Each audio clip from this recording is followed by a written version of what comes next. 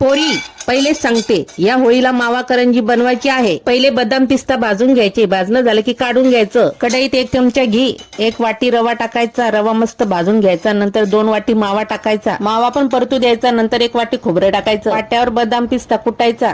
नंतर इलायची खसखस वाटून घ्यायची. सर्व वाटेल कुटेल या मिश्रणामध्ये टाकून द्यायचं. नंतर चिंबूटभर मीठ टाकायचं. आता मिश्रण थंड करायचं आणि थंड झाल्यानंतरच 1 वाटी गुळ पावडर टाकायची. मैदा घे आता चाळून, त्यात मीठ टाक, थोडंसं घी टाक आणि जोपर्यंत पिठाचा गोळा बनणार नाही तोपर्यंत पाणी टाकू नको. गोळा बनायला लागला की लगेच पीठ भिजून घे आणि 5 मिनिटं भिजत ठेव. 1 ग्लास घे, त्याच्यावर ठेव 1 ओला रुमाल. जी पुरी लाटून घेतली ती ठेव त्याच्यावर. टाक आता त्या पुरीवर 2 चमचे सारण. बघ आता मी कशी करंजी करते तशीच करंजी तू पण कर आणि घे तळून. जोपर्यंत कलर येणार नाही तोपर्यंत करंजी तेलाच्या बाहेर काढायची नाही. आता नाटक करायचं नाही की मला करंजी येत नाही. झाल्या करंज्या, घ्या खाऊन.